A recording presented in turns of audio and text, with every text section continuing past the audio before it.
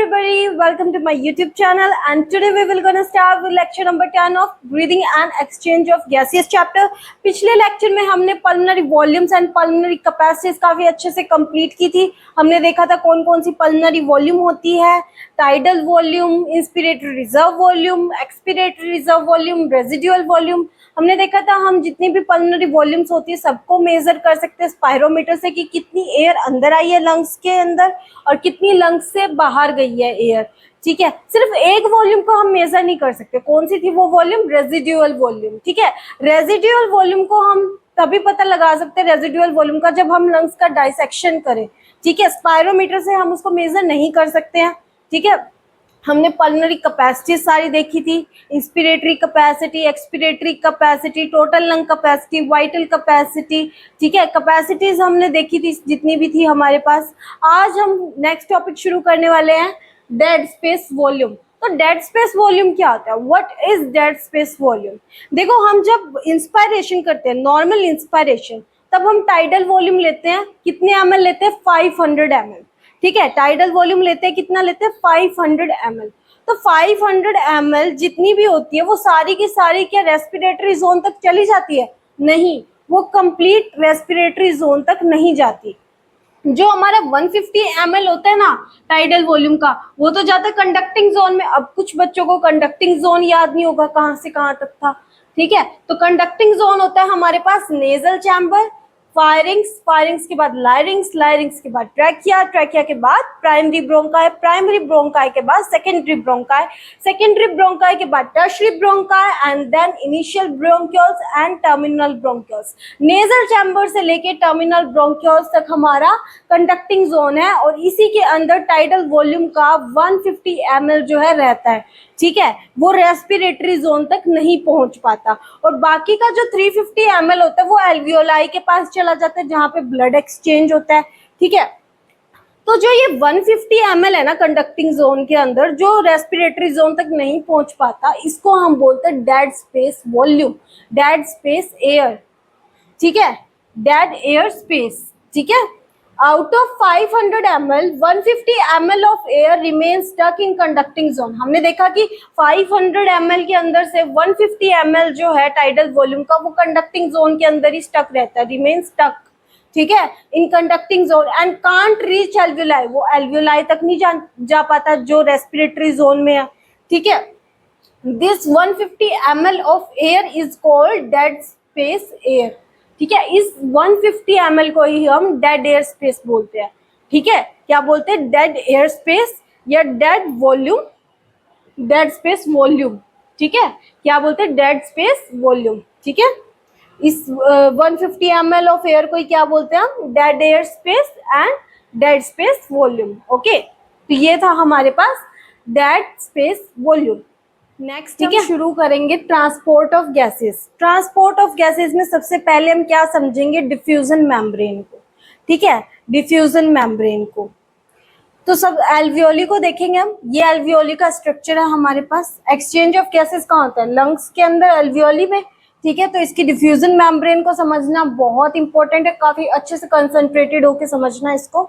ठीक है, ये देखो, ये हमारे पास एल्वियोली की मेम्ब्रेन है। किससे बनी हुई है? सिंपल स्क्वामस एपिथेलियम से बनी हुई है। ये हमारे पास एल्वियोली के ऊपर क्या है? ब्लड कैपिलरी, जिसको पल्मोनरी कैपिलरी भी बोलते हैं, क्योंकि जो एल्वियोली है वो लंग्स के अंदर प्रेजेंट है और लंग्स के अंदर जितनी भी कैपिलरीज है उनको हम पल्मोनरी कैपिलरीज बोलते हैं। ठीक है, तो ये एल्वियोली के ऊपर क्या है? हमारे पास ब्लड कैपिलरी है और इसको हम बोलते हैं पल्मोनरी कैपिलरीज। ठीक है, अब पल्मोनरी कैपिलरी किस चीज की बनी हुई है? सिंपल स्क्वामस एपिथेलियम की बनी हुई है पल्मोनरी कैपिलरी भी, और इसको हम एंडोथेलियम भी बोल देते हैं। क्या बोल देते हैं? एंडोथेलियम। अब ब्लड कैपिलरी के अंदर सिंपल सी बात है, क्या प्रेजेंट होगा? ब्लड ही प्रेजेंट होगा, है ना। ब्लड के अंदर कार्बन डाइऑक्साइड प्रेजेंट होगी और यहाँ एल्वियोलाई के अंदर ऑक्सीजन प्रेजेंट होगी। तो एल्वियोलाई से जो ऑक्सीजन है वो ब्लड में आ जाएगी और जो ब्लड का कार्बन डाइऑक्साइड है वो एल्वियोलाई में आ जाएगा। एक्सचेंज हो रहा है गैसेस का। एक्सचेंज होगा कैसे? डिफ्यूजन होगा कैसे? इन मेम्ब्रेन के थ्रू होगा, है ना, इन मेम्ब्रेन के थ्रू ही होगा। तो जो हमारे पास ये है ब्लू कलर की लाइंस, इनको क्या बोलते हैं हम? Basement membrane. ये कौन सी मेम्ब्रेन है हमारे पास? Basement membrane. तो simple squamous epithelium cell basement membrane पे रेस्ट करते हैं, ठीक है, दोनों ही ब्लड कैपिलरी के पास भी और एल्वेलाई के पास भी। कौन से एपिथेलियम है? सिंपल स्क्वामस एपिथेलियम है, ठीक है। और ये दोनों के ही जो एपिथेलियम है किस पे रेस्ट करते हैं? बेसमेंट मेम्ब्रेन पे।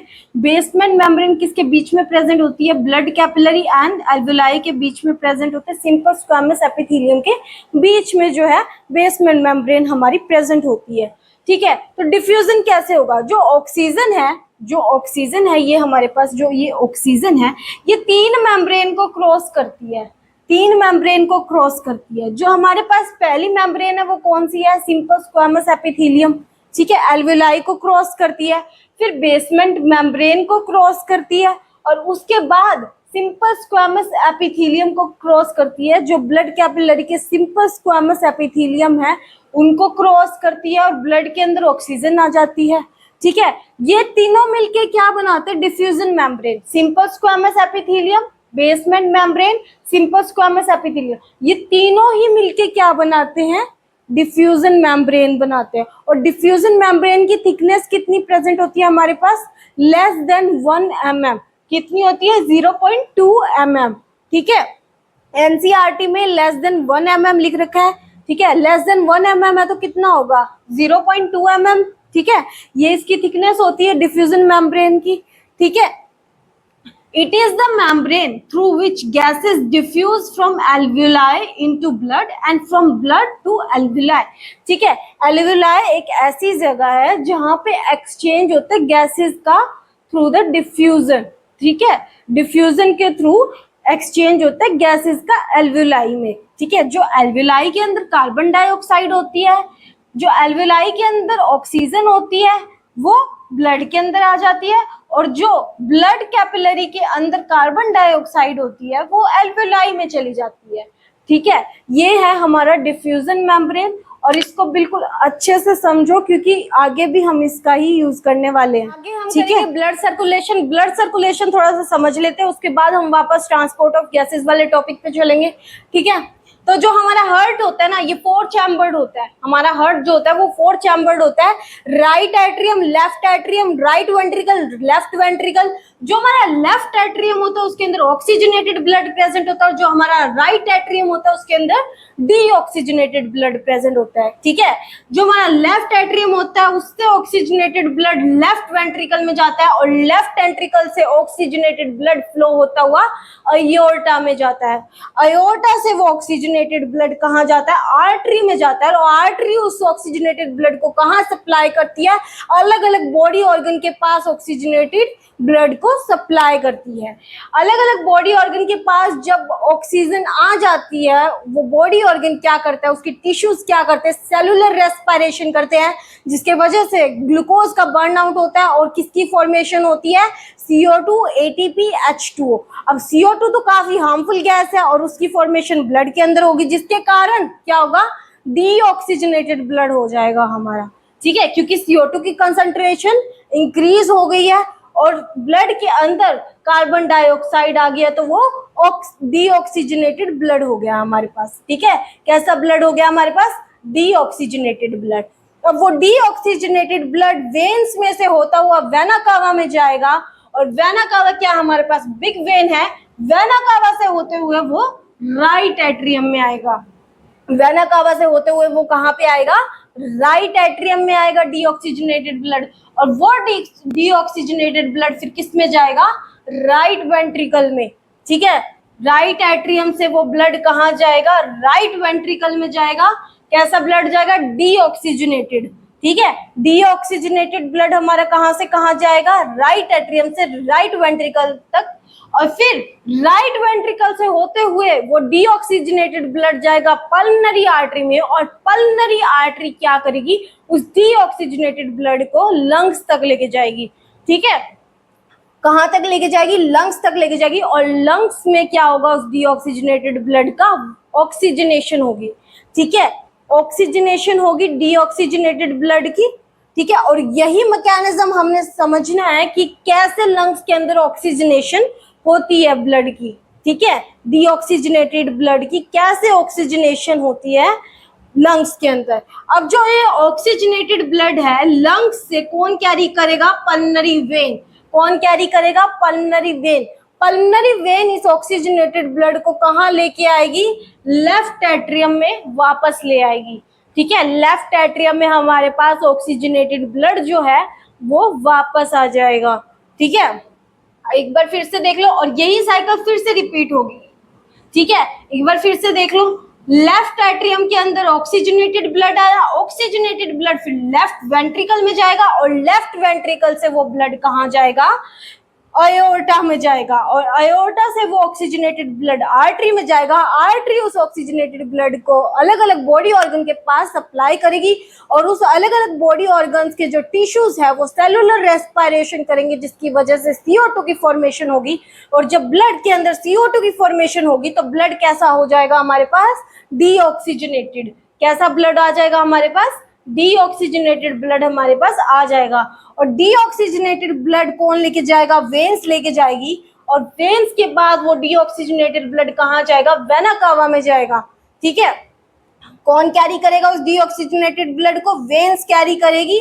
उसके बाद वो कहाँ जाएगा, वेना कावा में जाएगा। वेना कावा क्या है हमारे पास, बिग वेन है जो कि डीऑक्सीजनेटेड ब्लड को राइट एट्रियम तक कैरी करेगी। और राइट एट्रियम में जब डीऑक्सीजनेटेड ब्लड आ जाएगा तो वो कहाँ पे आ जाएगा, राइट वेंट्रिकल में। और राइट वेंट्रिकल से वो डीऑक्सीजनेटेड ब्लड कहाँ जाएगा हमारे पास, पल्मनरी आर्टरी में। ठीक है, कहाँ पे आ जाएगा, पल्मनरी आर्टरी में। पल्मनरी आर्टरी उस डीऑक्सीजनेटेड ब्लड को कहाँ लेके आएगी, लंग्स के अंदर। और लंग्स के अंदर डीऑक्सीजनेटेड ब्लड का क्या होगा, ऑक्सीजनेशन होगा। ठीक है, लंग्स के अंदर क्या होगा, ऑक्सीजनेशन होगा। और लंग्स से वो ऑक्सीजनेटेड ब्लड कौन कैरी करेगा, पल्मनरी वेन। कौन कैरी करेगा, पल्मनरी वेन। पल्मनरी वेन उस ऑक्सीजनेटेड ब्लड को लेफ्ट एट्रियम तक कैरी करेगी।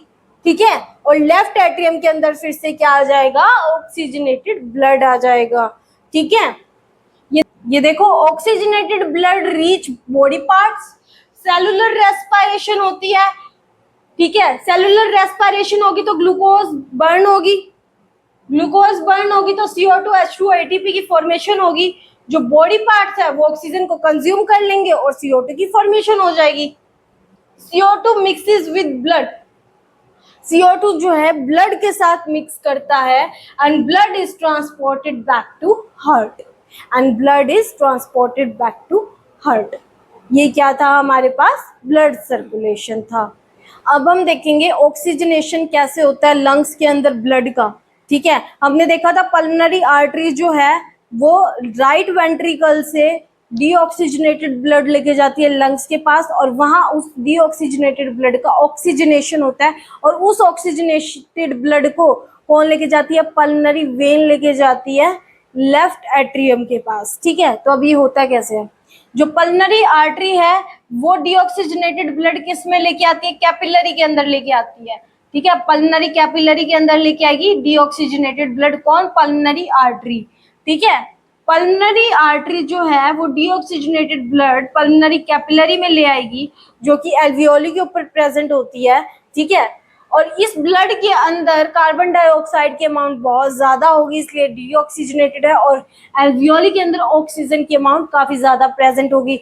यहाँ पे होगा एक्सचेंज ऑफ गैसेस। ठीक है, क्या होगा, एक्सचेंज ऑफ गैसेस होगा। जो एल्वियोली के अंदर ऑक्सीजन प्रेजेंट है वो पल्मनरी कैपिलरी में आ जाएगा और पल्मनरी कैपिलरी के अंदर जो ब्लड है प्रेजेंट है जिसके अंदर कार्बन डाइऑक्साइड की अमाउंट ज्यादा है वो उससे कार्बन डाइऑक्साइड कहाँ चली जाएगी, एल्वियोली में चली जाएगी। कहाँ पे चली जाएगी, एल्वियोली में चली जाएगी।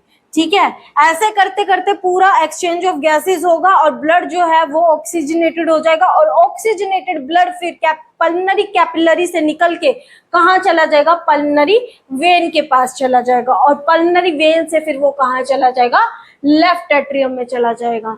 ठीक है, कहाँ चला जाएगा, लेफ्ट एट्रियम में चला जाएगा। एक बार फिर से देखो, राइट वेंट्रिकल से पल्मनरी आर्टरी में डीऑक्सीजनेटेड ब्लड जाएगा, पल्मनरी आर्टरी से वो डीऑक्सीजनेटेड ब्लड कहाँ जाएगा, पल्मनरी कैपिलरी में जाएगा और पल्मनरी कैपिलरी में जो ब्लड होगा वो डीऑक्सीजनेटेड होगा और वहां से जो CO2 है वो एल्वियोली में चला जाएगा और जो एल्वियोली के अंदर ऑक्सीजन है वो ब्लड में आ जाएगा और ऐसे करके जो हमारा ब्लड है वो ऑक्सीजनेटेड हो जाएगा, ठीक है। और फिर जो ये ऑक्सीजनेटेड ब्लड है ये कहाँ चला जाएगा, पल्मोनरी वेन में चला जाएगा और पल्मोनरी वेन से कहाँ चला जाएगा, लेफ्ट एट्रियम में चला जाएगा, ठीक है। अच्छे से समझ में आ गया, ठीक है। आज का लेक्चर यहीं तक था।